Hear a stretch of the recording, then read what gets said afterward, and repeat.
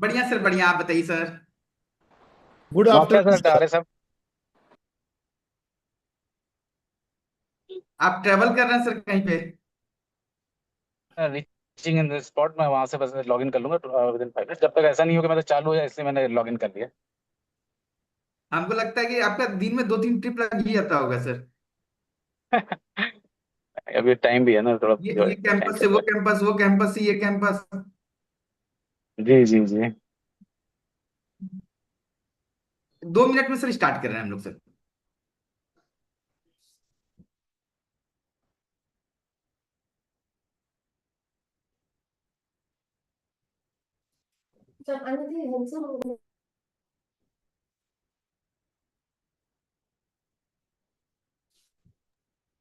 संदीप जी, नमस्कार।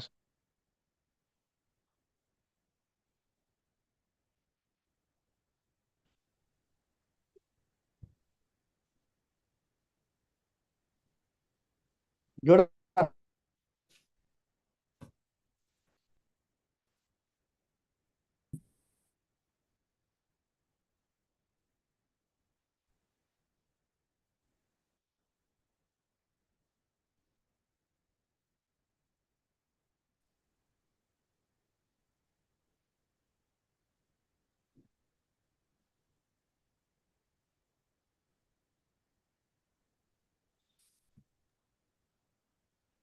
करण संदीप जी, सर आपका please make background it उल्टा हो लाइव। गया है।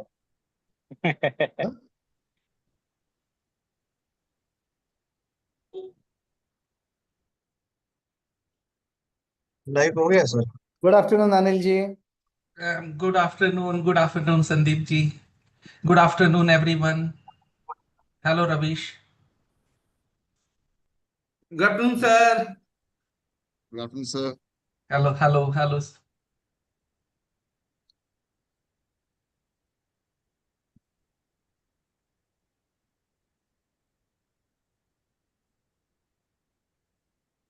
करण sir, it's still showing you are in a practice session. Ravi ji, good afternoon. No, no, good afternoon sir. Hi, Ravish. Good afternoon. Yes. So we have started the webinar, and we are starting with the permission of all. We are starting the webinar, and many persons Ravi are. sir, are you able to hear me? Are you Yes. able to hear me? Yes, Yes, sir. yes, We Javan are able sir. to hear you.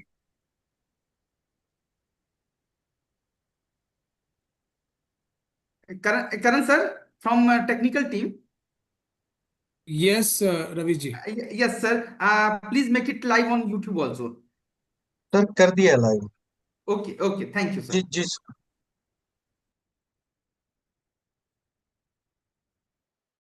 Good afternoon, everyone. Today, today we welcome you to the webinar on future of education, and this is very relevant and burning issue. Future of education in India, how it will be in the coming time, and this concept is very, very futuristic. How the policy, how the administration of the university and the academic institutions in context of the coming NEP, because it's more than 6 years the NEP has been launched, but it's not been passed by the parliament. So many things are into the dilemma, and many policies are into the dilemma. So with this, we are discussing on the very relevant and burning issue. What will be the future of education in India, especially 2047 or 2097? Today we have a very esteemed this esteemed panel with us. Starting from on my screen, we have Dr. Sandeep Pandey, Senior Vice President, CEGR, and Chairman ASM Group of Institute. So we welcome you, Dr. Sandeep Pandey, sir. And then we have Mr. Karan Singh from NASCOM, ITS Sector Skill Council, this NASCOM. So we welcome you, Mr. Karan Singh. Then we have Dr. Javan Sellar, Vice Chancellor, ITM Skills University. We welcome you, Dr. Javan नमस्कार। Sellar, sir. Then again, we have Mr. Salim Ahmad, CEO, Electronic Sector Skill Council. So we welcome you, Salim Ahmad, sir. Thank you so Then much, we sir. have very senior academician, Professor Anil Kashyap, Chancellor Nikmar University. So we welcome you, sir. Then we have Dr. Arya Patnayak, founder and secretary, Rourkela Institute of Management Studies from East India. So we welcome you, Dr. Arya Patnaik, sir. Then we have Mr. Kumar Sekhar Vijendra, co-founder and chancellor of Soviet University, mentor to CEGR, a visionary leader. So we welcome you, Mr. Kumar Sekhar Vijendra, sir. Then in my last, Dr. Anupam Chokse, Chancellor Jain City Professional University, Chancellor Jain City Professional University and National President of CEGR. So we welcome you, Dr. Anupam Chokse, sir. Then we have Mr. Sohail Chadda, Thank you. Vice Chairman of ITS Group of Institution from Greater Noida. So we welcome you, Mr. Sohail Chadda, sir. Then we have Engineer B.S. Yadav, Chancellor IES University. So we welcome you, B.S. Yadav, sir. And then we have number of participants from various locations of India, and many persons are joining on various social media sites. So we welcome you all the attendees from all over the platform, from all over India. So with this, now I request Dr. Anupam Chokse, National President CEGR and Chancellor Jain City Professional University to present the welcome address. Over to you, Dr. Anupam Chokse, sir. Thank you, Raviji. And as always, I am traveling, so please bear with me. And Dr. Jayan Shelkar ji, Dr. Professor Anil Kashyap ji, Dr. Arya Patnaik ji, Dr. Sandeep Pachpande ji, Engineer B.S. Yadav ji, Karan Singh ji from NASCOM, Cover Shekhar Vijayan ji, our earlier past president, and Mr. Salim Ahmed ji, CEO from Electronics Skill Development Corporation, and Sohail Chadda ji, and all other speakers who are going to join again. And uh, the relevant topic which CGR always takes up, like this, the future of education. And I think that future of education is skill now. And मेरे जो दो तीन experts हैं जो skill sector council से हैं, उनका भी ये मानना होगा कि after NEP the shift has been from regular courses to now skilled courses. And this year, NIRF has also introduced one category of skill universities. The everything is going on in skill development, skill development, skill development. And we are also saying to the students कि भाई हाँ, आप जो regular degree कर रहे हैं उसके साथ आप अपने स्किल डेवलपमेंट के कोर्सेज करें, अपनी स्किल्स को नया कुछ करने के कोशिश करें, ताकि जो आने वाला समय है that will only be on skills. I don't say that the regular degrees will be outdated, but still the companies coming for placements, the new job sectors, जो हमारे नए सेक्टर्स हैं कई आ रहे हैं, उनके लिए skill development, skill will be a crucial part.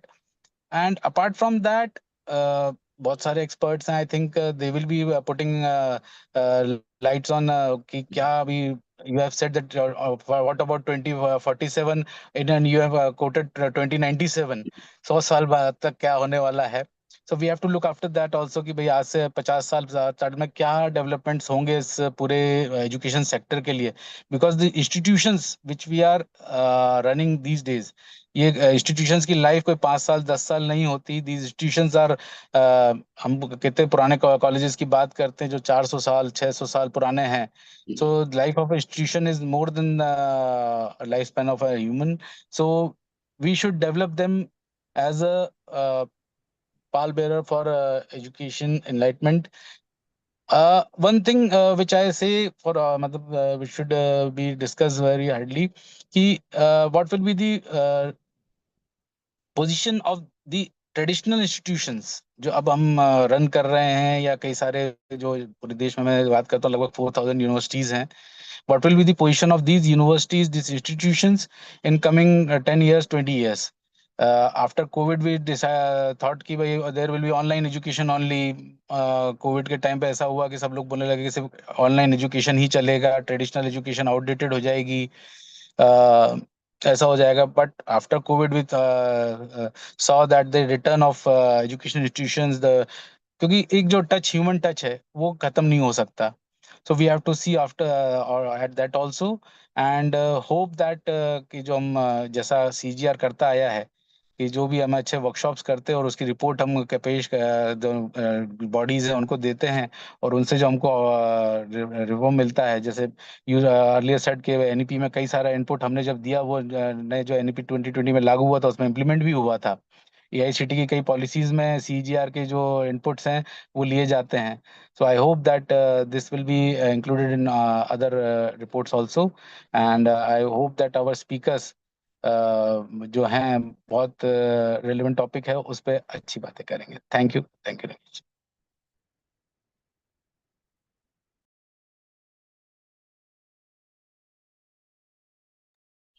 Thank you, Dr. Anupam Choksey, sir, for the welcome and opening remarks. Now we welcome a few of the senior person in the webinar, and we have Dr. Neeraj Saxena, Pro Chancellor, JIS University, and many other senior person, Rakesh Mudgal, Vice Chancellor of DY Patil University, and many other person who have joined as attendees, and we are promoting them as the panelist also. So we welcome you all. And now I request Mr. Kumar Sekhar Vijendra, mentor, CGR, and co-founder and chancellor of Shobhit University, to present the opening remarks. Over to you, Mr. Kumar Sekhar Vijendra, sir.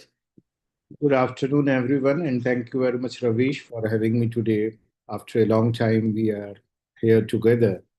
It's always a pleasure to meet so many eminent colleagues on this platform.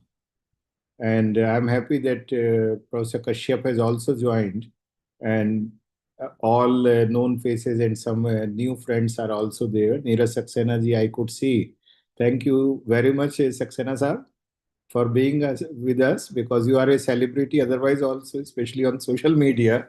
So when we are talking about future of education, I think ये यक्ष person है। हम सब लोग उस पर बहुत सारी बातें कर सकते हैं. We can talk a lot about it. We can say that skilling is the future. We can say digital world is the future. We can say multidisciplinary, interdisciplinary is the future. But to be very honest, the future is that we all have to be very holistic. Holistic education system has to be developed, as national education policy is promoting about. And fluid skill mindset has to be developed among the people around, that whatever will come, we will adopt. Because if I say only skill is the future, every skill has a shelf life. And now that shelf life is reducing every day. Earlier it was long, years and years you can use the same skill. But now it is so fast changing that we do not know how many days, how many months, how many years that particular skill is going to help. So the main thing is what I always say, and I'm afraid I will be very repetitive on that.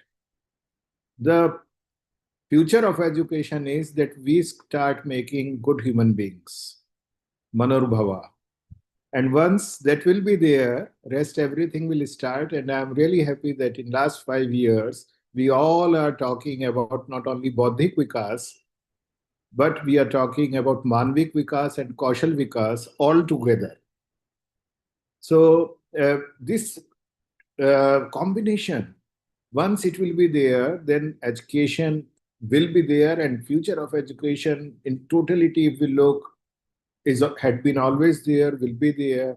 Now the thing is that future of Indian education has come. We have to work on IKS. We have to work on the wisdom, what we all forgot about. Because we were so mechanical, we were talking about the jobs, to get a job, this skill set I can have. So I think the world is changing very fast. Now we have to see that what we have given to the world in past, that has to be revived, revised, validated, scientifically, researched, and we have to give it back to the world, because world need today Gyan along with Vigyan. So this is all from my side. I'm looking forward to listen to all wonderful panelists over here. And thank you very much, Ravish and everyone, to have me here today. Thank you. Namaste. Thank you, Mr. Kumar Sekhar Bijendra, mentor CEGR, for always appreciating and supporting the various initiative of CEGR. He is a strong pillar of the CEGR. He served CEGR as the past president and always very supportive in guiding all the initiative. So thank you, Mr. Kumar Sekhar Bijendra, sir. Now we request Dr. Sandeep Pachpande, Senior Vice President, CEGR and Chairman ASM Group of Institutions, to present his address. Over to you, Dr. Sandeep Pachpande, sir. Thank you very much, Ravish. The President of CGR, Anupam Chokshi, sir, past President Kuvar Shekhar, sir. We don't call you past, sir. You are always with us. All the distinguished panel members and Ravish. Always a pleasure to be at events of CEGR. And again, congratulations to you on taking such a important topic. When we look at the future of education, I think that's where we are in a very difficult position as educationists. Because when we talk of future of education, we also talk of preparing our students for the jobs and careers of the future, which may be very different than what they exist today. So we should be mindful that we have to move towards that. Now, as Kuvar sir has said, India provides a very unique opportunity with over 1,100 universities and over 43 million students enrolled. We are not only the world's largest education ecosystem, but also the most aspirational. If we get it right, we can make us the knowledge capital of the world. Now, while we are talking about the future shifts in the Indian education system, I think it will come under 4 or 5 different key points. One would be from degree centric. How do we move to skill centric? Second would be the technology infused learning.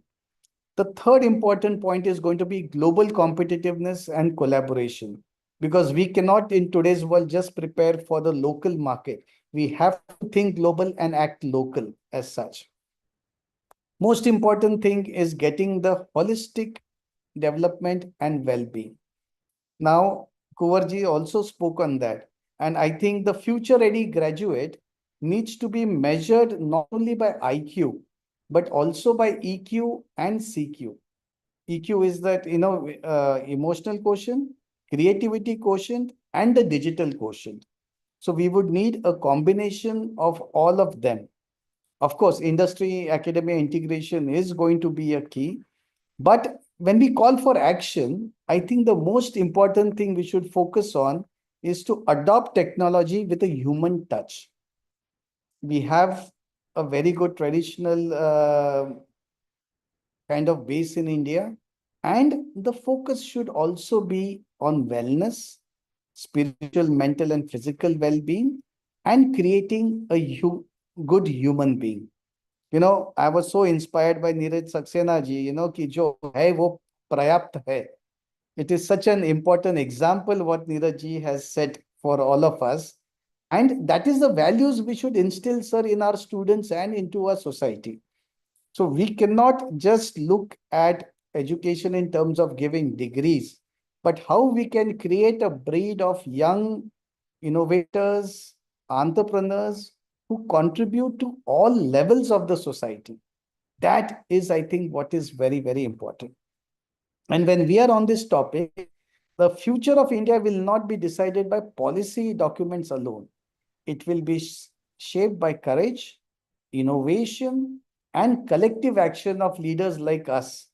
And platforms like CEGR, I think, can support this transformational, inclusive, and to make it globally relevant. So again, I don't want to talk too much. We want to listen to others, and we want to look at your views, your ideas, and as Kuvar sir always says that we should have some takeaways from every session, which we can go and implement back into our organizations. Thank you so much, Ravish.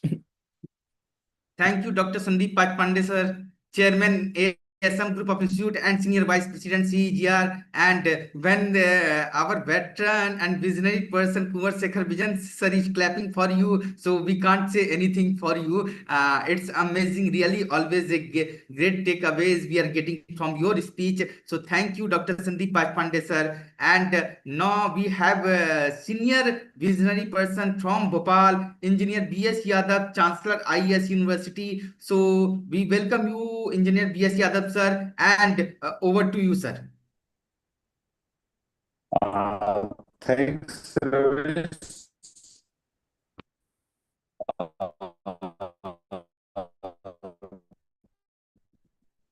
Respected Kumar Sekhar Vijay,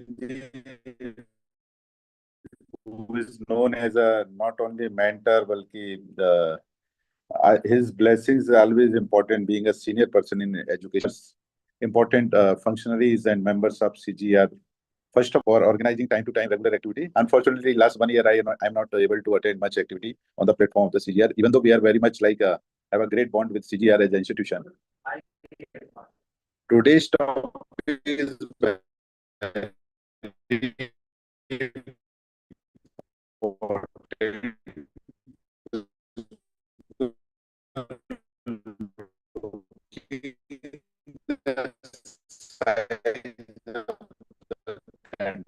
We are one of the biggest populous country, but in terms of education ecosystem, we are also one of the top like 2, 3 ecosystem of education in the entire world.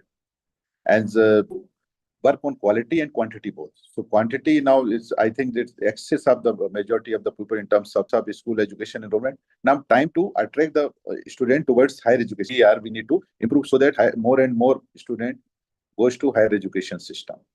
And apart from for supporting these initiatives, right from like government sector to private sector to public sector, everybody is required to collaborate on this front. At IES University, we always believe in terms of the quality of the education, as so many skill council is also aligned with the CGR. So on that front, we can also collaborate with the help of CGR for like skilling up our this student on different skill set. But I think now it's a time for this next 10, 15 years is a time for India. We also run several schools, right from preschool to like senior secondary schools. But we have found that now in our school education system, very bright and quality student is coming.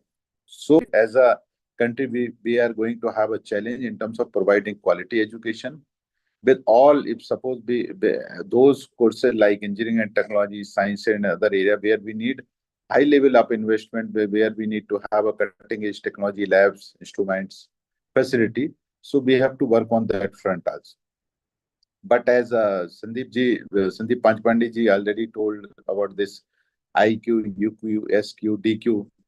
So whatever this different type of quotient is there, right from like intelligence to social quotient also. So that front is also very important because now this student, even be person like us, elders, everybody is more involved with digital gadgets. So we have to be like in terms of development in knowledge, we have to work hard towards developing social character also.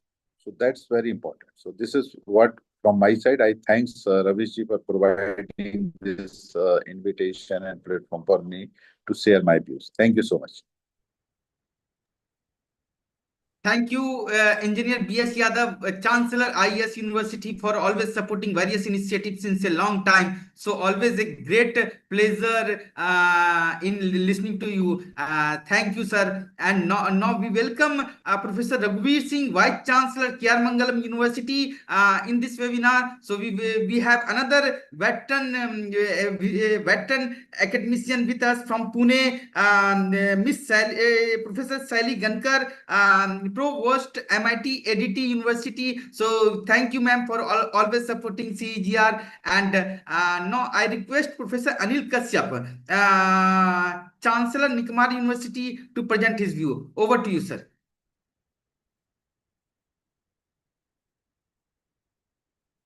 Sir, you are on the mute mode, sir. Yeah. Please. Thank you, Ravish, for organizing this very interesting, webinar for today's academicians. And I'm really delighted to be in the company of our esteemed panelists as well, all respectable names, and really salute all of you, sir. In coming back to the topic very quickly, I think I will break it down to four aspects.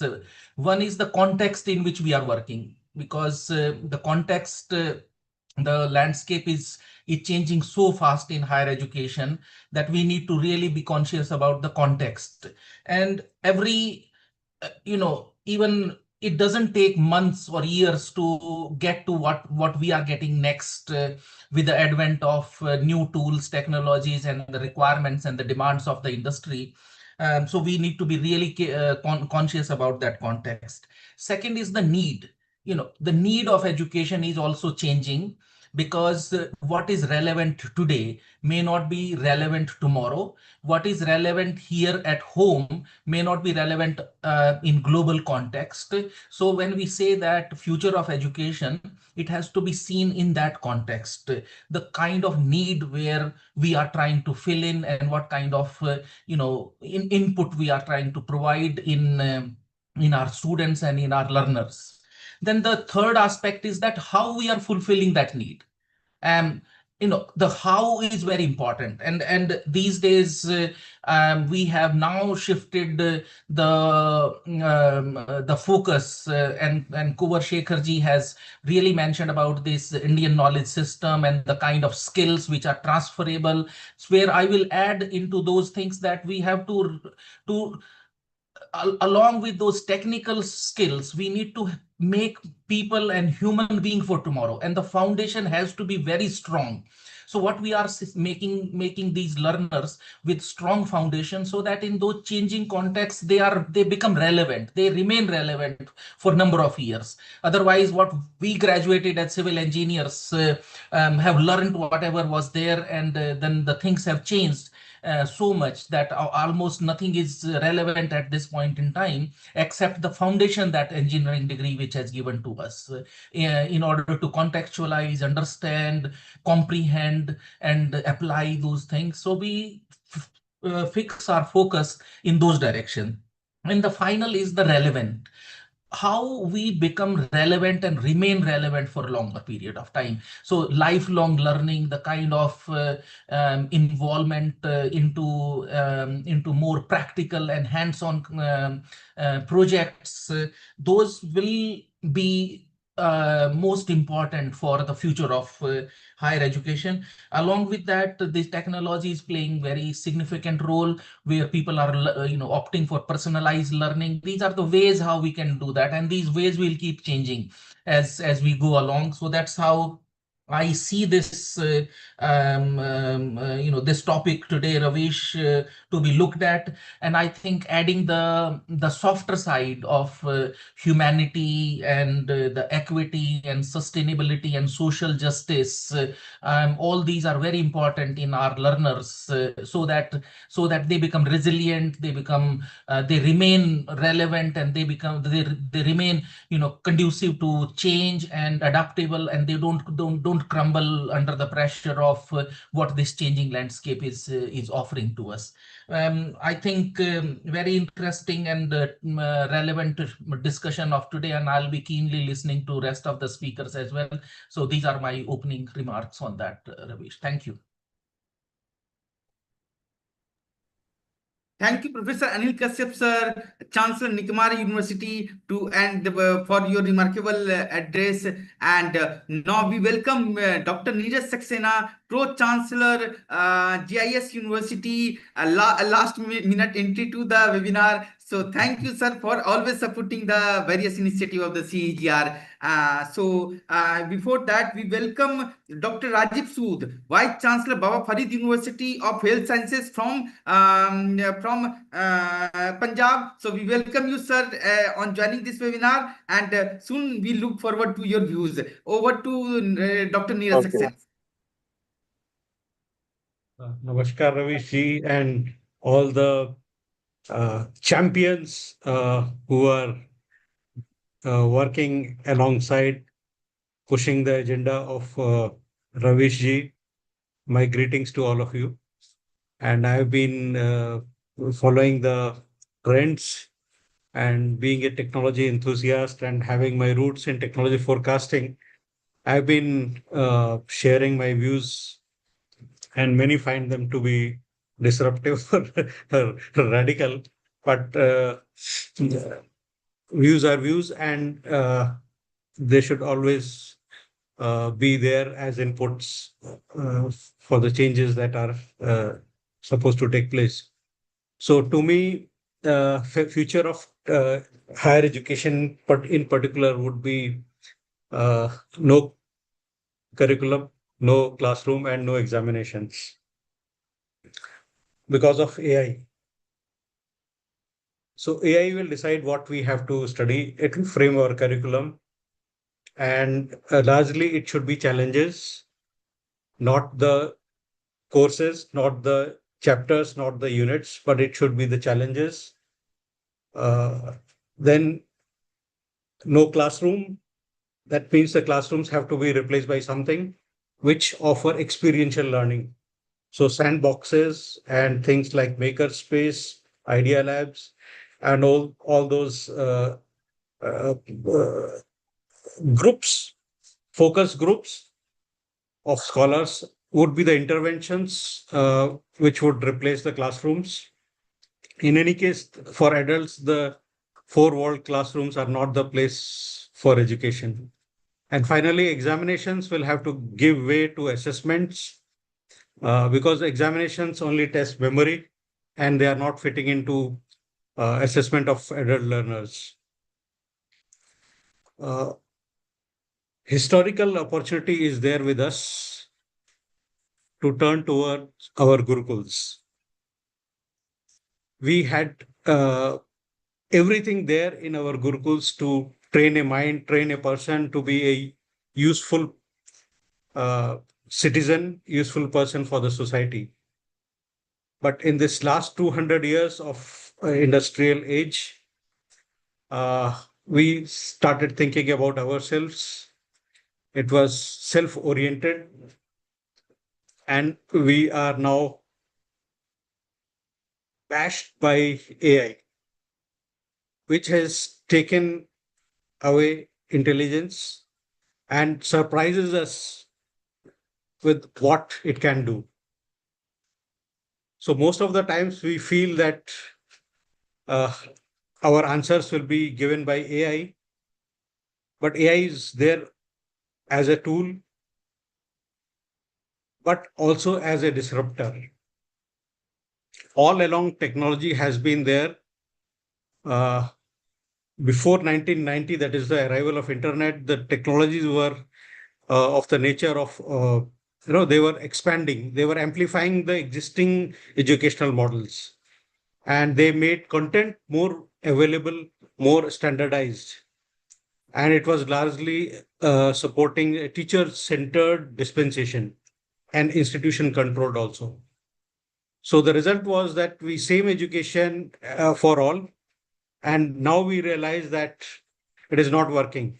So a professor's lecture could reach 30 students, then 30,000 students during those technology before 1990. But after internet came in, the technologies have actually fundamentally restructured the learning process itself. And the impact is visible in the form of democratization of knowledge creation, not access. It enables personalization and removes the institutional gatekeeping. So all education is moving out of the four walls or the campuses. Now the core has changed. Learner centered is the buzzword now, globally distributed and dynamically adaptive.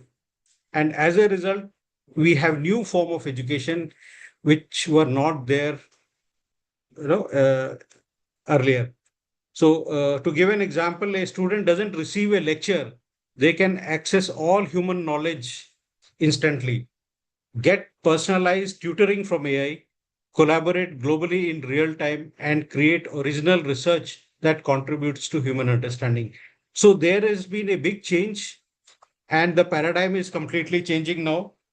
We have been uh, ignoring the affective domain, which actually is uh, emotional intelligence, or which comes from our heart.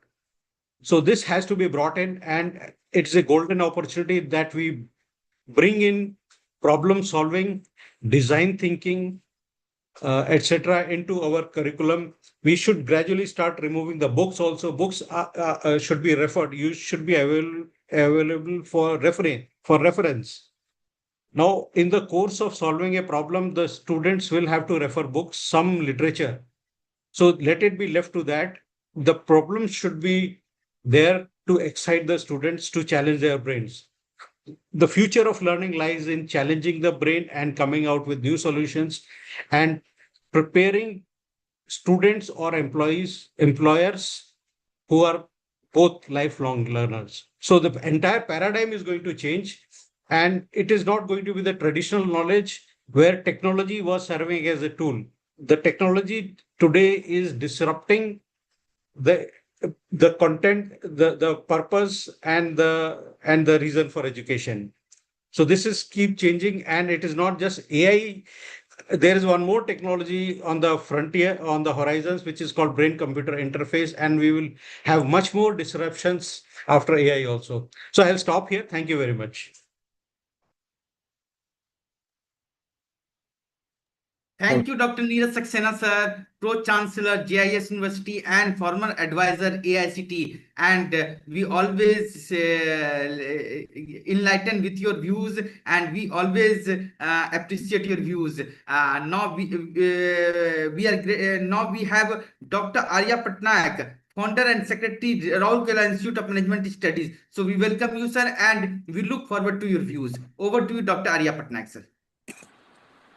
Good afternoon, Rajiv ji, Rabish ji, and definitely my respect to Anupam Choksi sir, the president of CGR, and Sandeep Deshpande ji, and over and above our veteran Kumar Sekhar Vijendra ji, and all the speakers who are there like Anil ji, Salim ji, Yadav ji, all today, all of you who are present over here is a great thing for us that we were in a mode of discussing the things like the topic is future of education in India. Is definitely a very great topic, and the advantages to India is the greatest population advantage, where a large youth population, around more than 371 million young people are there who are really going ahead with higher education, significant advantage for this country. But here, as far as my personal feeling is concerned, there are a lot many issues which needs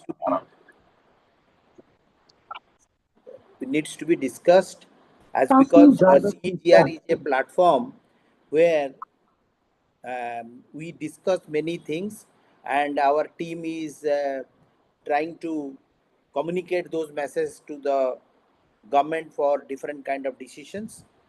So here basically, as far as my thing is concerned, we need to have the present NEP is talking about practical education, like we should have vocational education, research, innovation, all these things we need to do. We should have more focus on skill. So there is a need of practical implementation, and we need to know the industry requirement. And from the very beginning, we should involve the industry in order to train our guys. Then only they will be able to meet the requirement of the corporates and industry houses. But again, as far as new policy is concerned, as Sekhar sir was talking about, that we need to groom good human beings. So we have started introducing lot many such subjects: Indian knowledge system, Indian culture, Indian heritage. By that, we are trying to bring back the old concept on which our predecessors were teaching. So that was basically more in practical in nature. But in the present context, the moment AI and chat GPT, all these things are coming, definitely nowadays also I have found that IMMs have started giving education online. So once that is there, it is no doubt this is a new type of things are coming up. But what about the practical aspect of it? If a degree is being given by IIM through online, then how the students are going to get practical exposure? So this is a very big challenge for all of us. And if that be the case, then the basic thing which we need to teach them to make a good human being, I think it will be difficult. Then there is a global collaboration is going on. So a lot of our educationists are trying to go overseas to set up their nodal centers over there, and a lot of foreign universities are trying to come into India. So this has its own advantage, also disadvantages. So once there we are welcoming them, no doubt it is a good competition, but over and above we should have standardization. So unless we need to create a kind of platform which basic need of our country has to be taken into consideration, otherwise there will be a uh, our knowledge will be will go to outside countries, and our country is not going to get any benefit out of that. So this is one aspect. Then the most important factor is the vacancy of the faculties.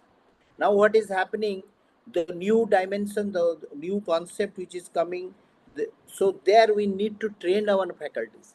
And to train the faculties, though AICT and many agencies are trying to educate the faculties, but again that is a difficulty because we do not have such faculties who can really train the faculties. So unless the faculties is getting trained, how we will be able to train the students? Again, another aspect is there, that is called, this how we are going to equip the institutes who are rurally and in a backward area, remote areas. There we are facing lot many problems. We are not able to get the proper help, and the most important factor is the network problem. Here in one side our country is moving very fast. We are talking of all IT technology and industries are approaching towards that. But again, how to equip the rural areas, we have to think on that. We have to facilitate those institutes with proper networking facilities and proper instrumentations, so that we will be able to train the students. So it's a very big topic. Lot many things needs to be discussed, and lot many points has to be brought out. So I will request all my veteran speakers who are presently attending this function and giving their ideas, they should give in writing some of the points which they have missed it to our director Ravi C, so that we can assimilate those points, and we will be able to find out which are the points is really is required in the present feature, and we should be able to advise, or we should give our recommendation to the authority who are going to take decision on this. With this, I thank once again Rabishji for arranging such a nice our seminar as far as this topic is future of education is concerned. Thank you. Thank you, Dr. Arya Patnaik, founder and secretary, Raulkela Institute of Management Studies and National Vice President, CEGR. Thank you always, sir, for supporting the various initiatives. Thank you, sir. And now I request Professor Raghuveer Singh, Vice Chancellor, K.R. Mangalam University, and senior academician of the country. So over to you, Professor Raghuveer Singh. Sir, your voice, sir, you are on the mute mode, sir. We probably, yeah, I got it. Yeah, thank you. Thank you, Ravish ji. it was wonderful hearing all senior fellow academicians, and namaskar to everyone who is listening to me. The very relevant topic which we are discussing today is future of Indian education. I look at it in two different perspectives. One, future education in metro cities and big cities, and another one is semi-cities and rural areas. There exists a divide currently, and there would continue to exist a divide in the near future. I don't see much improvement happening on those, segment we call it have-nots segment, because nothing much is being done in that particular segment. So still in that segment, the focus continues to be on getting or earning degrees or earning marks. It's still a rote learning, examination oriented, content focused, and teacher led lecture methods are being employed across almost all, whether colleges or universities. However, the metro cities and big cities institutions are leapfrogging. In fact, these are playing a catch-up game with international or global universities, and and aspiring to bridge that so-called quality gaps, which we have seen over a period of time. The large number of Indian private as well as government institutions appearing in numerous global ranking frameworks. So students as well as these institutions have become far more aspirational than what they were, in fact, 10 years back. They are more, learning focused, that is, learning outcome focused, rather than, content focused. Started bringing experiential learning and practice inside the classroom as well as outside the classrooms. And each one is trying to be more student centered rather than a teacher centered. And greater focus is being, put on cognitive and skill focus. You see, when it comes to education, the dualities plays a very strong role in education dualities. So we see a shift from content to the cognitive abilities in these, aspiring institutions. And over a period of time, you have seen, and we would see in the future also, greater internationalization of education in the country, maybe in the form of students exchanges and faculty exchanges, joint research, joint projects, etc., are more likely to increase over a period of time, because every one of us, those who are sitting in larger cities are aspiring to get connected globally, and you could see more and more Indian researchers appearing in the 2% of the list which comes out every year. The third thing which I look at, is the performance indicators of universities. Gone are the days when we looked only education or the academics examinations being the performance indicators.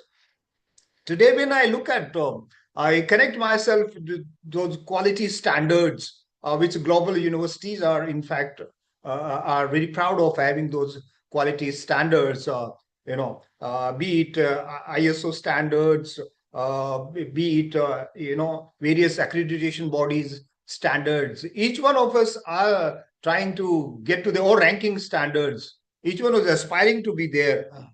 The KPIs of leadership today is far more, I say, a future oriented or a directional oriented rather than, as it used to be, circular in nature.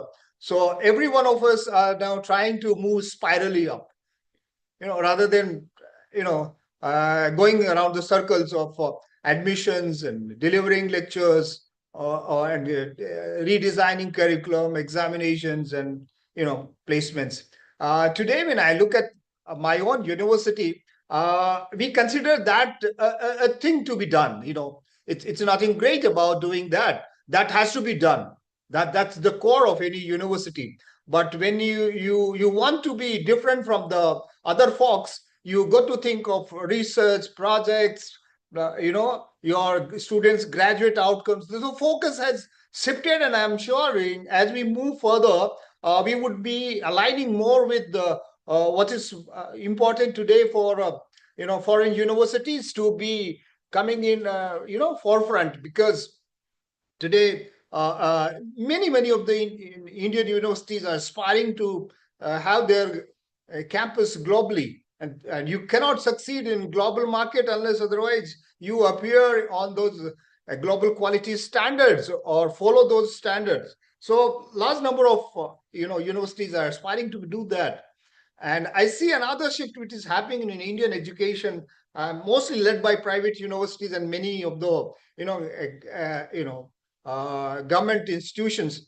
Corporatization of operations of universities. Many times when we talk to, or when we were addressed to the corporate, the kind of words which we use, they've said it's a huge shift the way you all guys are thinking today. You all are thinking about strategic direction, you all are thinking about roadmaps, you're talking about KRAs and KPIs, and so on and so forth. So there is a huge recognition from even the corporate world, because our vocabulary itself has changed over a period of time. I'm sure it will continue to be so in the future also. But there are certain things which are still to be taken care. Unfortunately, the government is gradually withdrawing the support, and it's not being the active player in higher education. And I'm sure they would continue to have lesser and lesser contribution to the higher education in the future, especially in terms of financial investment. And another alarming situation which I see, especially in states like Haryana, more and more intervention and rather control from regulatory bodies for anything from your course approval to name a thing. See, unfortunately, the role of a regulatory board is to be facilitators in terms of connecting us with the industry, connecting with the international bodies, but they are playing at a micro level, unfortunately, where we should have the whole freedom. So I don't know how this aspect would, in fact, in long run, disturb our aspirations to be in the global markets. And you see another trend which is happening over a period of time is greater focus on SDGs and interdisciplinary learning. We here in our university has, in fact, we are trying to evolve and rather change the way we deliver education and assess them. So the current model which we are evolving, I don't say that it's been put in place, but the one which is evolving is that I have categorized the whole education to 3 different levels. That means first deciding what's the purpose of education. So in our mind, we said, hey, there are basically 4 different purposes for which education is to be delivered. Number 1, solving your societal problems. Number 2, solving customer and professional problems. Number 3, solving your, I have a breakdown on the light. Yeah. Number 3 is solving learning problems. And number 4 is solving people problems. Now, if we can solve these problems, I think the purpose of education would be met. So how are we doing it? I said 3 categories. We say the first one, I say, how do you handle societal problems? I say, let's have experiential learning, not the one which is defined. I have actually modeled this on Cobb's model of experiential learning. That means the reflections and conceptualization has been added to the common understanding of the people who generally live it as an open loop control system. That means sending people to the industry for internships and to the society doing a certain things, and then never come back and connect how it relates to their day-to-day learning, what are the any reflection journals connected or not. So that's at the highest level, trying, and through the action research. These are the 2 models which are planning to put together. The next model is through project-based learning. That would be at having a group of faculty from within the school. And in the first case, it's going to have a cohort of faculty which are from across this various schools, and being facilitated an experiential learning manager whose job would be to source those real problems from across the society, industry, municipalities, etc., etc. And the third level, which we say learning level, is basically active learning. There are different models and tools that are available to all of us, which should be used in the classroom. So the entire time duration is been divided like this: 40% to the societal problem solving, and 30% to the customer and professional problem solving, and the next 30% is learning problem solving. So and finally, I like to say that the only option is rethink and change the purpose of our education, align what we do and how we do to the purpose of education. The currency of the future would be the ability to solve these problems through the dynamic content, which will keep us current, and of course, enduring cognitive abilities, which would keep us relevant in the market. Thank you. Thank you so much for having me here. Thank you. Thank you, Professor Raghuveer Singh, Vice Chancellor KR Mangalam University, on throwing various aspects of education and challenges and future aspect. So thank you, sir. And now we request Dr. Rajiv Sood, Vice Chancellor Baba Farid University of Health Sciences, to present his view on the topic future of education. So over to you, sir. Thank you very much. First of all, I'm thankful to Shobhit University for this opportunity to interact with the eminent academicians of the country. At the outset, I'll like to mention that as all the aspects of the higher education are being covered and Connect is also being covered, in this ecosystem, the health education or allied health education or the technicality and AI and also the Indian knowledge system integration has a separate compartment. You all know that almost all the higher education is controlled by Ministry of HRD, but the health education is controlled by the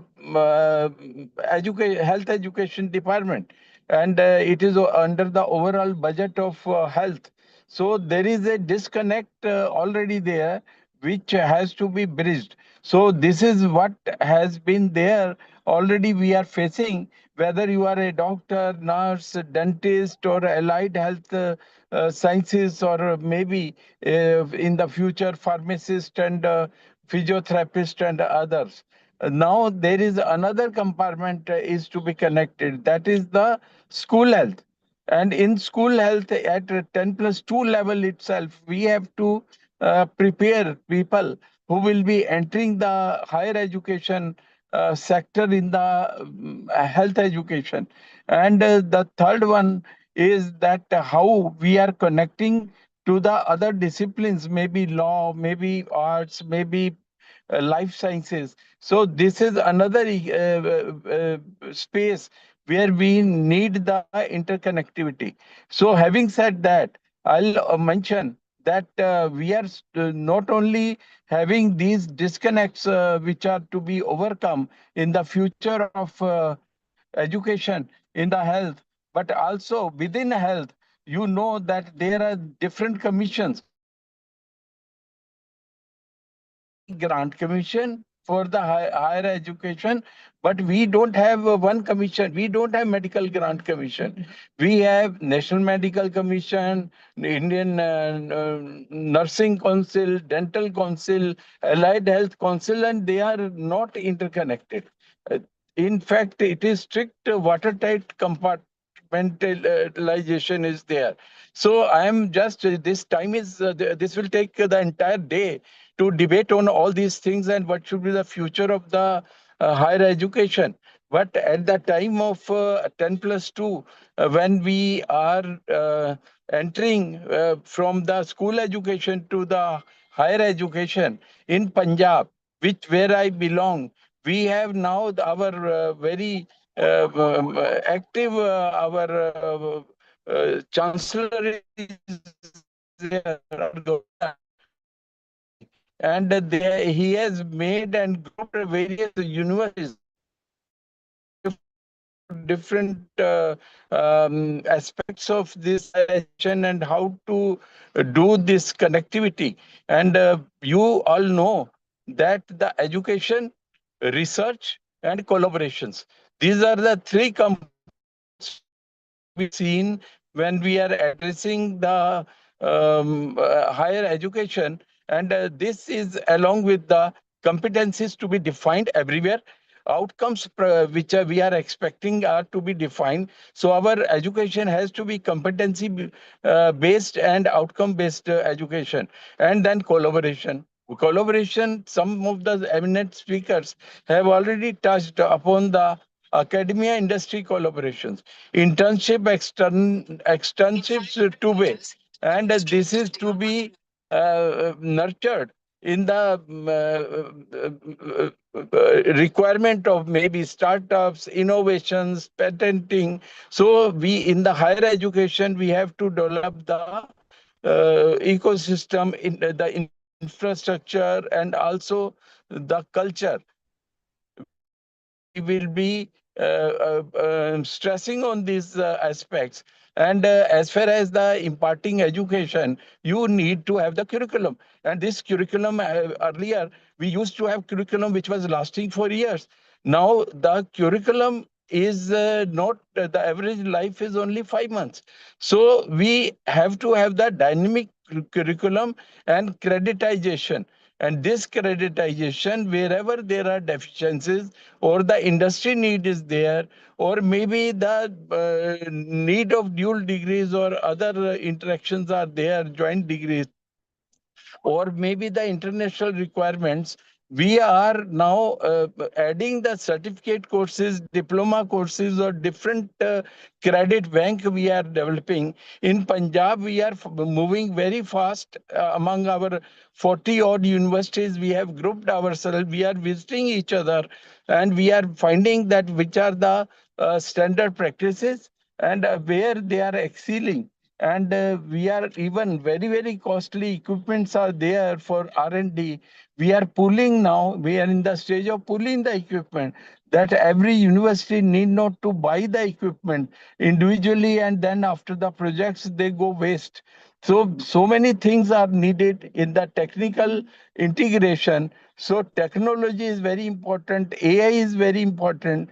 And one of the speaker was mentioning that in future AI will be deciding, but AI is after AI, how we will differentiate? Everybody will be at the same level, but person to person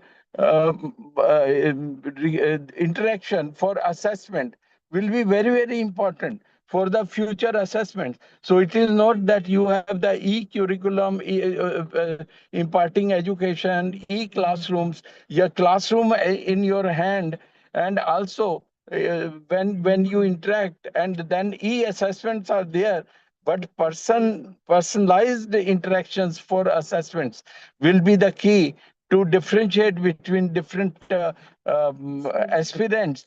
And in this culture, as I have already mentioned, I have tried to, in a brief touch, the important aspects. And in this, the ODL, the online digital learning, is very important.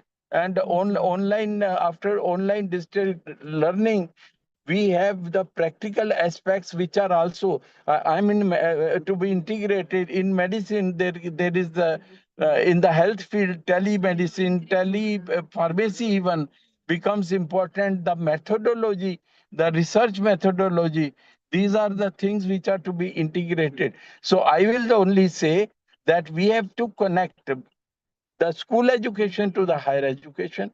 We have to connect the law with the health, health with the arts, arts with life sciences in that compartment. And also, we have to creditize the whole system and new courses. UGC restrict us at UG undergraduate level but at diploma certificate and higher education in the post-graduation or dual degrees, integrated degrees, we have the liberty we should utilize, and we should more and more collaborate, enter into MOUs, and then joint projects, whether they are theoretical or practical, or PhDs, or whatever level you feel, they are very important in exchanging the knowledge, imparting the knowledge, and also exchanging the technology. This is all I'd like to mention. Thank you very much. Thank you, Dr. Rajiv sir, for the wonderful views and highlighting the various aspects of the education. Indeed, you will be glad to know that CEGR, as a leading think tank, we always promoting the MOUs and collaboration, and we are the only think tank in India to facilitate the MOUs through the our education alliances event, and we are the only think tank to promote facilitate 5,000 plus MOU among the various academic institutions through our education alliances event. And we are also bridging the gap between school education and higher education, and we are pushing various initiative for that. So thank you, Dr. Rajiv Sood sir, for the wonderful views. Now we welcome Dr. Sally Gankar, Provost MIT ADT University and former Vice Chancellor DY Patil University, and long-term supporter of the CEGR. So thank you, Dr. Sally Gankar, ma'am. And over to you, ma'am. Very good evening to all of you. Thank you so much, Dr. Sandeep Pachpande sir, the chairman of CEGR, Mr. Ravish Roshan, director of CEGR, all my colleagues, and all veteran academicians from the country. I think it's a wonderful interaction, which is we all are doing it in the context of changes which are happening currently in the country. So I think a few things which are very important, and I don't want to repeat again the things, but I think very well presented at the earlier speakers. I think while we are talking about making universities really a hub of education, and especially supported by, I think one of the component which I would like to share it here is the research, innovation, and the internationalization, which I think I should share it here, along with the entrepreneurship part of it. Very well said by the earlier speaker that yes, in this country, we need to really look into the various issues which we are trying to deal with. The current changes which are happening across the globe are required to be considered while mapping our strategic the plans and the maps, roadmaps for the universities. At MIT ADT University, if you look at it, recently we completed our NAC accreditation, and almost in the same context, the investment which we are doing it in especially in research and innovation. Someone has raised a concern that government is not investing the research or giving the funds to the private universities. Absolutely very well said, sir. And I think that's what is required, which we need to look into it. And that's the concern of all the private universities now, if you look at it. But however, saying that stating this, I think one of the core area is required to be taken care in the establishing the center of excellences. And at campus, we have established more than 11 center of excellences taking care of the technological part of it, which we are talking about it, that how we can have deal with the social responsibility, sustainability, and dealing with the digital and technological integration. So if you look at it, it's not only using the national digital learning ecosystems, but I think the focus is more on AI and data analytics, which we are trying to do it and create a fabric which can really help the students to work, and we are supporting faculty members also to contribute with the MOUs which we have signed. So how we can give more exposure to the industry, I think that is what we would like to look into it, along with the immersive learning experiences, especially in AI, AR, VR labs, and of course with the global engagement which we are trying to do it. So at university, I think everyone is saying the same thing. I think internationalization and global engagement is very essential. And for that, university is taking efforts in terms of credit transfers, in terms of research consortia, mobility programs. If you look at it, there are few alliances which we are trying to explore in terms of joint degrees, or that is what we are trying to do it here. I think NAC has helped us towards moving, and especially both NAC and QS ranking, which we have done it in the campus along with NIRF and THE. I think how we can focus on data-driven governance, which government is expecting us to work on it. And the one more point which we would like to add into it is that how can we have the participatory leadership which can ensure the students, alumni, parents, industry, and community in terms of governance. I think all this is required to be done when we are talking about it, and I think that's what is required to be done in a big, at the larger scale, and that is what we are doing it at the university. The campus is, if you look at it, the investment and the funds are being created separately for the faculty members, and we are giving them for participating at national and international level in research conferences. I think such kind of interventions are required across all the universities, and I'm very happy and very delighted to be here, because I'm learning from others' experiences as well.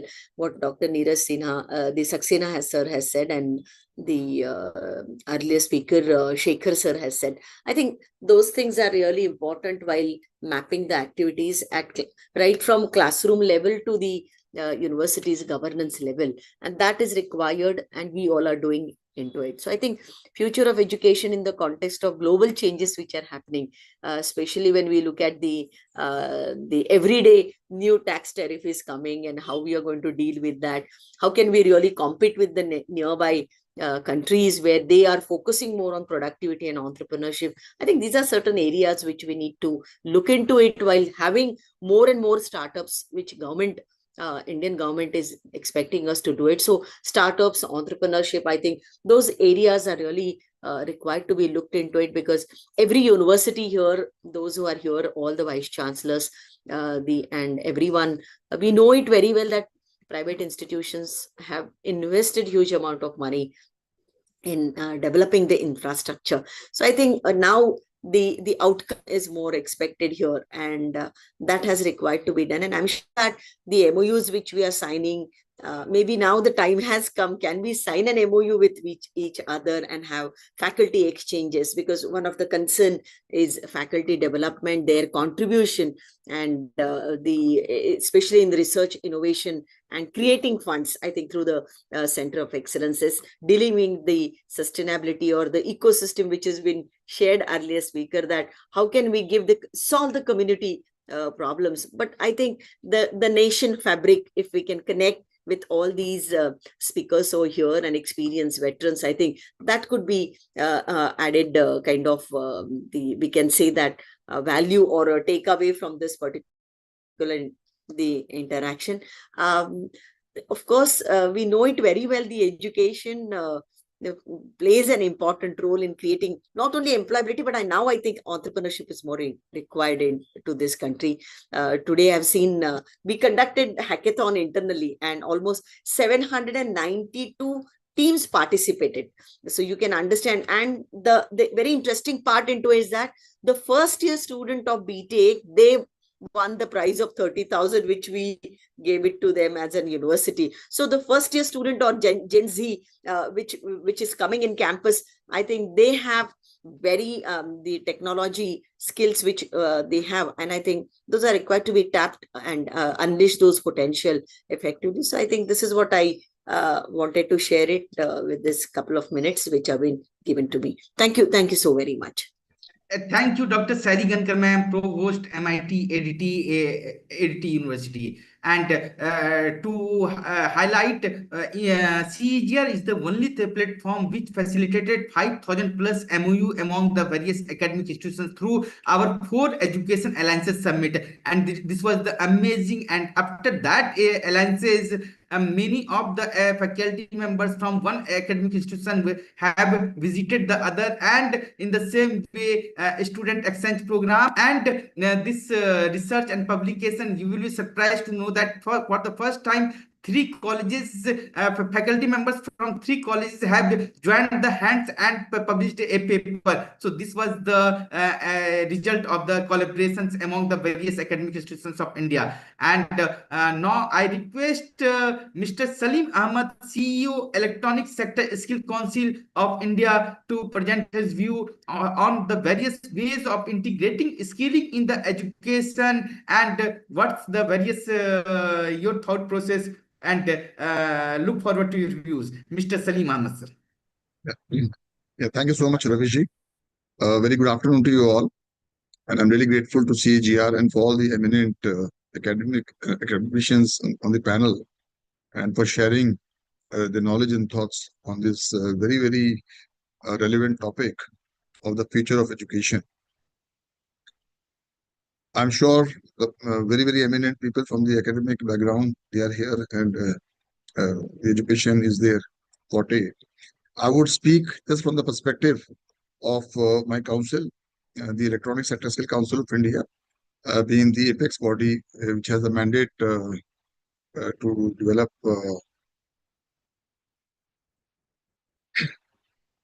the structured mechanism for skill-based training, especially in the ESDM, Electronic System Design and Manufacturing.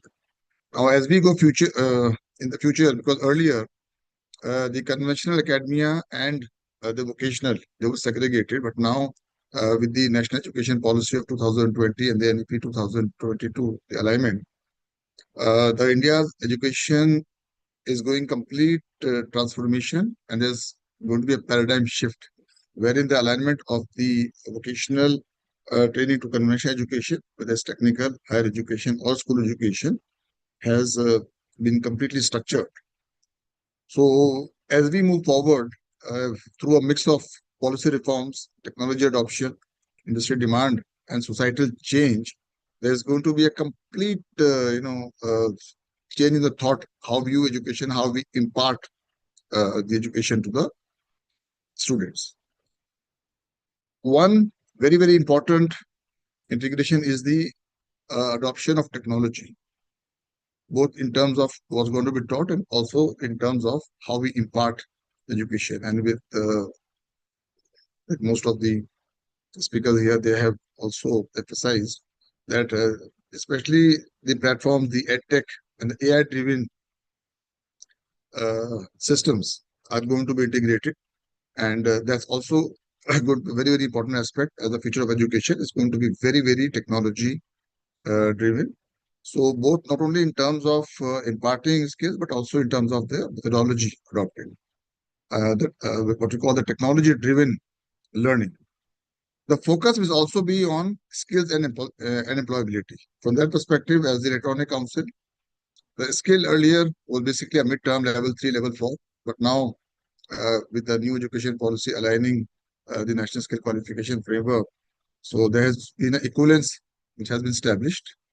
And through this equivalence, I think we'll be able to achieve, there's going to be a cross-functional and a lot of trades, where a mix of academic thoughts and skills are going to be blended.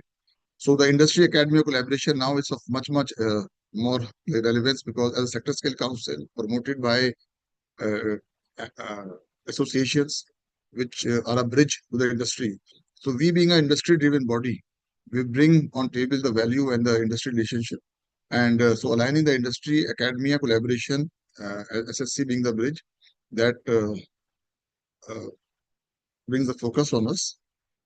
And to also identify the industry needs, because now from the electronic point of view, there's been a complete transformation in the electronic manufacturing in the country, and with now the country experiencing over 16 to 20% CAGR growth over the last 5 years, and this tempo is expected, to remain as we go forward.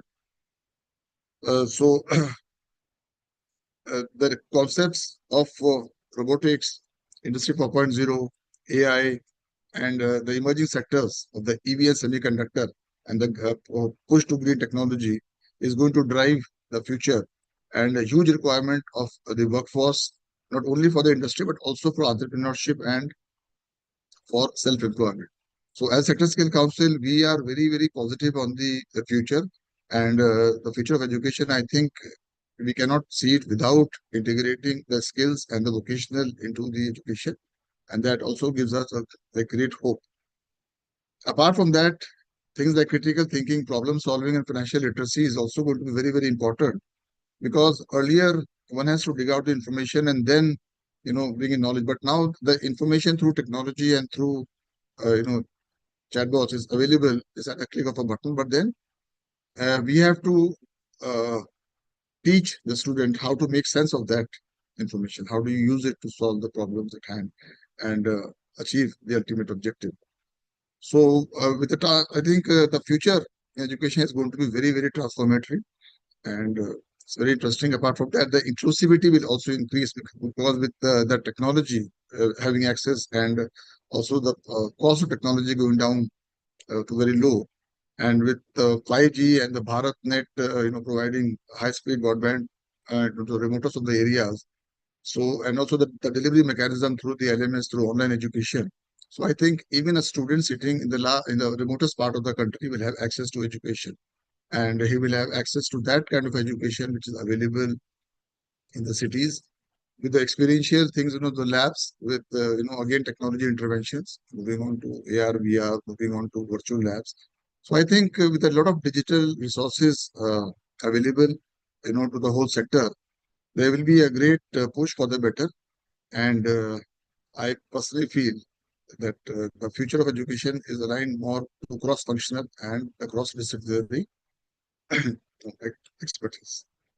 That's what I see. Thank you, Mr. Salim Ahmed, sir, CEO, Electronic Sector Skill Council of India, on highlighting the various initiatives by your Sector Skill Council and ways of integrating skilling in the education and what would be the future of education. So thank you, sir, for always supporting the various initiatives of CGR. Now I request Mr. Karan Singh, Vice President, ITS Sector Skill Council, NASCOM, to present his view. Over to you, Mr. Karan Singh, sir. Thank you. Thank you so much, Raviji, and my namaskar and good afternoon to such an august gathering. It has been great listening to points. I think I had prepared some points that I thought I will flag on behalf of NASCOM, but I think it's really heartening to see such eminent academicians across the country not just understand what the changing needs of the times are, but also giving examples in terms of what is happening across their respective institutions. Dr. Saili spoke about setting up centers of excellence across her institution. I had met ma'am last year when she was with DY Patil. I also remember meeting some of us over the panel. It's been great. NASCOM, I think, has been a supporter, and as all of you would be aware, but I'll just take maybe 5 minutes and talk about 2-3 points that I had prepared for the session. So NASCOM, as the industry body for the IT/ITES sector, we champion innovation. We talk about ways and means in which India can be positioned as the global leader in terms of digital talent. We also support the fast growing IT and ITS sector, which contributes up close to about 300 billion in terms of exports and about 10% of the country's GDP. Now, specific to the context in terms of future of education, I think we have covered and we've spoken about flexibilities that we've seen, which were not existing maybe about a decade, 2 decades back. So there's a lot of reimagining that is also happening in terms of educational institutions. I think in some of these panels, we've seen that we talk about a lot of changes that need to be brought about. But I think at some moments, we also need to stop and appreciate the work that is happening. So I think as NASCOM, when we meet academic institutions and senior academicians like you all, it's very reassuring, like I said, to look at some best practices like that can be replicated from one campus to another. I think there was this point around using and leveraging AI. There was this point around using robotics, AR, VR. There's this discussion on experiential learning. Again, very, very pertinent. Again, Saili ma'am spoke about this faculty exchange. Something that's happening well in one campus can also go to another campus. I have three points that I actually wanted to drive and flag and park in front of all of you. based on your experience, how this can be operationalized is something that NASCOM can be very keen to maybe discuss with you on a one-on-one basis, by understanding the beneficiaries, the students, and the profiles that you have in your respective universities, in terms of how tech can be enabled, not just in the student community, as well as the faculty members, as well as non-core, non-academic staff that you have. How can they leverage their existing work? How can they get better using technology? Because that is happening across the industry, across the globe, and our academic institutions and higher academic ecosystem shouldn't be left behind. So I have three quick points. The first is, the traditional university model is being disrupted. Linear degree pathways, rigid boundaries in terms of disciplinary frameworks, and classroom centric learnings are now giving way to flexible, skill focused, and digitally enhanced experiences. I think that is the expectations that universities are supposed to deliver on. And like I said, it is happening. Obviously the pace can be fastened a little, but the traditional model from the universities as we knew it a couple of decades back will be very different, maybe in the future, in the next 5-10 years. I think there'll be a rapid and huge change that will come about. The second point is, student expectations have also fundamentally shifted, and especially post COVID, with the flexibility that has been given and offered to students, today's learners demand personalized learning journeys. They demand immediate employability and entrepreneurial opportunities. I think startup ecosystem and creating a well structured, well rounded startup opportunity for students was also spoken by some august panelists. And global exposure as a standard offering is also becoming the norm, and not as a premium add on. So a lot of students also look at what's happening across the globe. Instead of looking at placements, can we look at creating some sort of a sandbox, and can we basically deliver there? Can my university support me in whatever shape or form? It could be through mentoring, it could be through incubation, or through providing funding opportunities. So I think expectations of students has also fundamentally shifted. That is the second point. The third and the most important point, again, I'll kind of drive this and reiterate this again, is technology and industry convergence is accelerating in education. I think NEP, as we all know and are aware, has allowed for provisions in terms of getting in up to 40% of your curriculum built around skilling opportunities. I think my colleague, senior colleague Salim ji, spoke about offerings that a sector skill council has. So like electronic sector skill council, NASCOM also has an ITS sector skill council, where we create these qualification courses and modular learning journeys which can be adopted by institution as part of their credit framework. So universities today now expect functioning as innovation hubs. They look at incubating startups, and industry collaboration is an all-time high. In this regard, NASCOM, along with Government of India, has created a platform which is called Future Skills Prime. This is driven by Ministry of Electronics and IT.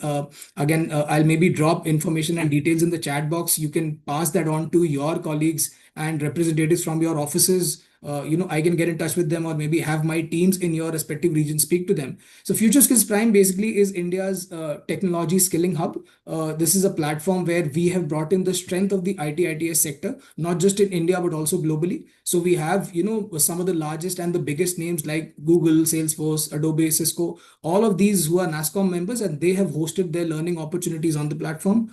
On the other hand, we have a thriving learner community. We have close to 2,000 institutions. We have about 16 state higher and technical education departments that are engaging with us, and not just in urban pockets, but also peri-urban and places like tier 3, tier 4 towns. Students are coming forward, and they are leveraging these opportunities that are available. So while we say that technology is a big leveler, technology democratizes opportunities. So for somebody who's sitting in a Noida or a Bombay or a Calcutta today, is not at an advantage from what it was maybe 10 years back. So if I'm a student sitting in a tier 3 location today, I can leverage technology. I can also go for opportunities, go for courses and certifications that are offered by these global partners. A lot of these courses are available for free, and create a profile to ensure that the employer looks at me differently, where I don't just come out with a degree which is offered by my institute, but my institute is offered also give it me the leverage to go for skilling courses which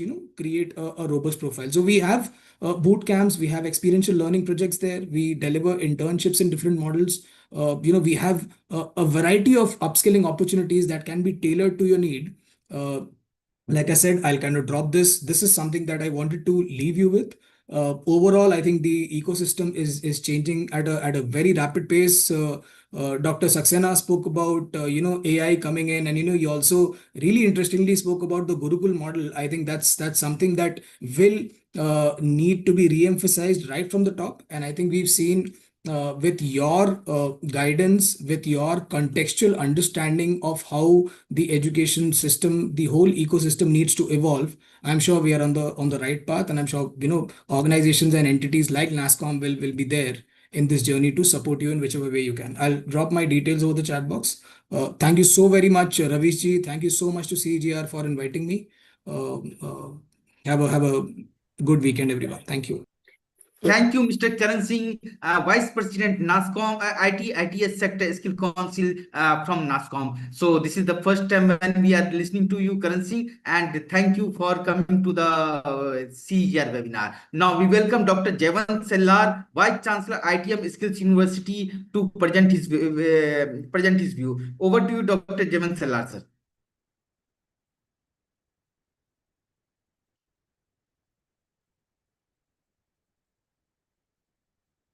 Sellar, sir, are you here, sir? I think there is some technical glitch and he is not listening to. 1 minute. Sorry. Yes. I was on a mute mode. Yes, sir. So look forward to your views, sir. Over to you, sir. Yeah. Namaskar to all the respected dignitaries. Thanks, Ravish Roshan, for giving me an opportunity.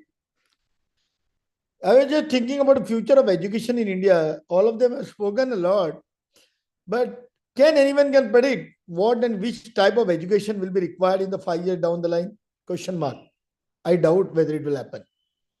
So before going to future of education, I thought, since a lot of them have said, so I'll say something different. We say that we are the fourth largest economy, but whereas when we talk about a gross enrollment ratio, we are not even among the top 50. Maybe we are 87 or 88, what had gone through it. To talk about the future of education in India, we need to understand our current situation and challenges faced by our nation. I'll give only a couple of challenges. First one is almost 40% of graduate youth are underemployed or unemployed. Problems are either the curriculum is not updated. For example, if the curriculum is set and given in 2025, when the students pass out in 2029, the curriculum is outdated. Industry is way ahead. Then even if the student is able to understand, he is not able to communicate. So he lacks the soft skills. And then the hands-on experience is almost like a 2 months or a 3 months in the industry. So what is the solution for all those things? Can a curriculum be updated every year? Because you have to be relevant today. If you want your student to be employed today, he has to be relevant today. And as far as the regulatory bodies are concerned, when they are designing the approval process handbook or so on, their updated labs should be mentioned rather than only the labs and basic requirement. That becomes that will make a mandatory one for them to say, ensure that the students also will get some good hands-on experience. 2-3 months internship doesn't work nowadays. It's a 6 months internship. We tried for last 1 decade and we found that the pre-placement offer were for the 20 to 25% of the students. Can industry professionals be on a supervisory level to be designing the curriculum for the universities? Can you make a soft skills mandatory as per NEP? These are the requirements. If you do it, to some extent, this 40% unemployed or underemployed can be reduced.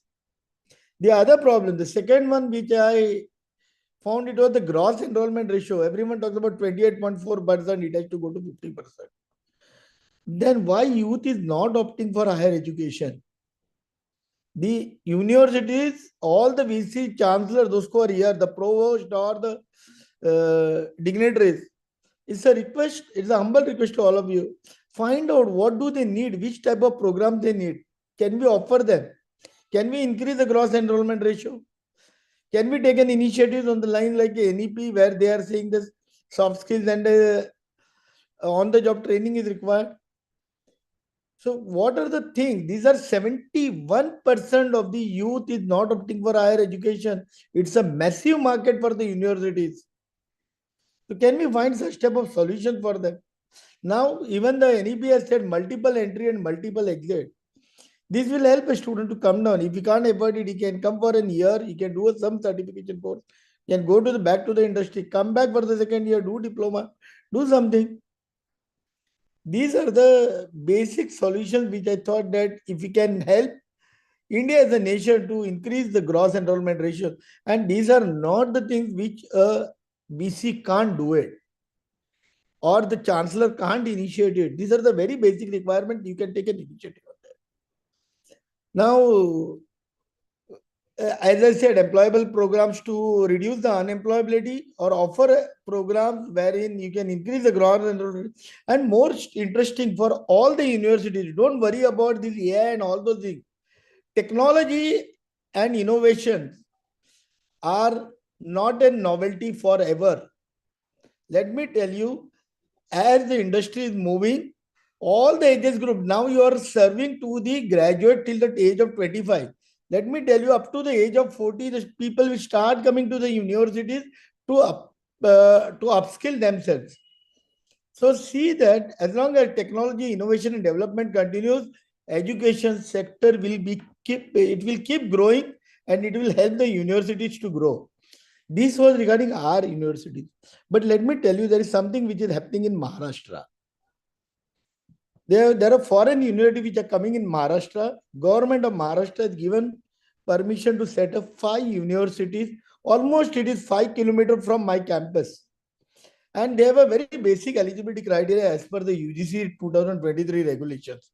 You should be among the top 500 globally ranked. And when this happens, which are these 5 foreign universities which are coming here? One is the University of Aberdeen, UK, University of York, UK. Then there is the University of Western Australia. Then there is from USA, Illinois Institute of Technology. There is the Institute Europeo di Design, Italy. These are all set to establish the campus in Navi Mumbai. It will be next to the Maharashtra's international, sorry, it will be next to our airport, and it is called as the Maharashtra International Education City Project. Let me tell you, there are 5 LOIs are been issued, 250-acre camp area has been allotted, and the admissions are going to start from June 2027. So when I'm saying this, all these universities, everyone should remember that no technology, no innovation, no AI can disrupt it. Rather, if it is going to be an innovation, it will not last for more than a year or 2 years or 5 years. As and when the innovation takes place, the student has to go back and get himself educated. So there will be an options available for you. So please ensure that be rest assured that industry, it is not going to affect in any which way. It will keep growing, and we are, as in Maharashtra, government of Maharashtra is looking forward to establish 25 foreign institutions. So think about it, what innovative, what is the requirement. Even if the international development is place, India is also growing. I hope this will help. And please, what according to me, what I visualize is continuous learning and skill enhancement will be the mantra for the future youth of India. Thanks, sir. Thank you, Dr. Jevan Sillar, sir, Vice Chancellor, ITM Skills University from Mumbai. So thank you, sir. And now I request Mr. Kumar Sekhar Vijendra, Mentor CGR and Chancellor Shobhit University to present the concluding remarks and vote of thanks. Over to you, Mr. Kumar Sekhar Vijendra, sir. Thank you, Ravish. And indeed, such discussions cannot be concluded. We had such a eminent panelist over there that everybody has shared either a success story or something really good, which is thought-provoking, and we all need to think that how to implement it. My thanks to you and CEGR especially that this platform is active, which gives an opportunity to come together, to discuss, learn from each other, and understand what are the challenges in future in different organizations and as a country as a whole.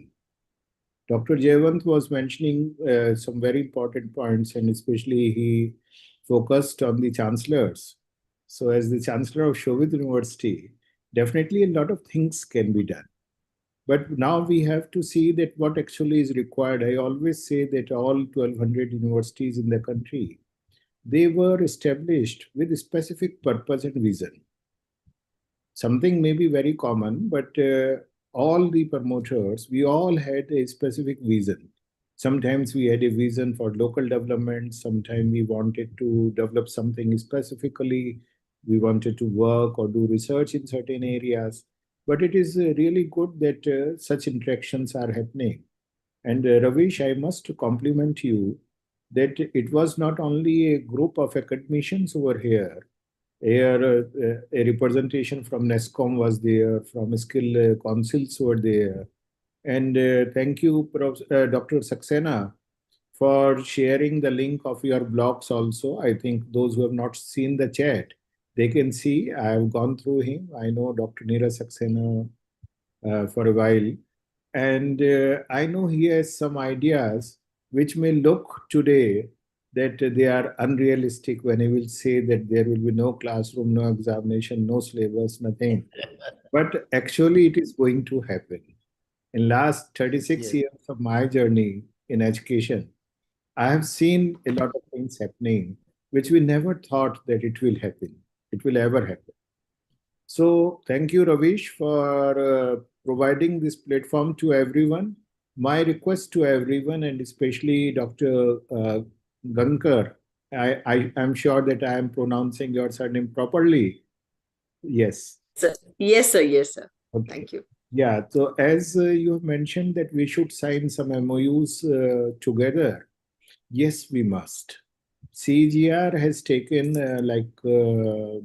in last few years, this practice had been developed in CEGR that Yes. while we are looking forward to sign MOUs with ABC University of ABC country, that sometimes we are very happy, oh, we signed 2 MOUs with Bangladesh and Nepal or Bhutan and not Pakistan, but maybe somewhere else. It is better to sign MOUs with among us because we have Absolutely. a lot of things common and we have a lot of things which are distinguished. Like True. there will be an opportunity to learn from each other. And Ravish, that initiative, what you have taken from last many years, I am sure and I request you for that, that let us make it a practice of that. What you can do that you can put a form type of thing, some Google form type of thing on the website of CEGR, where the member universities are there and anyone wants to connect with any university, anyone wants to sign MOU with any university, they can connect through CEGR more comfortably because that will help a lot. In the country, what is happening, like there are certain institutions, I call them center of excellence in an island. Okay, they are not connected with mainlands. But there are certain wonderful institutions in mainland also. Those who are looking Yes. for hand-holding and learning from each other. So CEGR is one such platform which can facilitate that. And I'm sure that it can be more tech savvy so that less intervention or less time consuming it becomes. Wherever we are working, for example, we are working in agriculture informatics. So I always look forward for multiple universities, those who are working in these areas, so that we can have some joint understanding and we can work together. So thank you. A lot of panelists have left. And Ravish, it is your It's okay. affection, love, and persistency which forces us to stay continuously Yes. for 3 hours, 2 hours, 4 hours, and to ensure that we learn something. And it is on due to this also that you invite people, those who matter to this ecosystem. So thank you everyone, and thank you Ravish, CEGR. Looking forward to meet you all in person sometime soon in Delhi. Sure. And whenever you are in Delhi, please give a tinkle. It will be good to learn from you that what Yes. you are doing, what new is happening, and what we can do together. Thank you. This Yes. is what TGR is all about. Yeah. Thank you. Thank you. Thank you. Thank you, Thank Ravish you, ji. Kumar Shekhar I request you Vijay. if you Thank you, can, Saili Ganga ma'am. if you can share sir's number, Sure, I will send. Kanwar Shekhar Vijendra sir's number and Shelar sir's number also, so that we can get connected and we can meet whenever we are meeting Thank you. Delhi. Thank you. Sure, Thank thank you. you. madam. Thank you. Thank you. Thank you, sir. Thank you. Thank you. Thank you.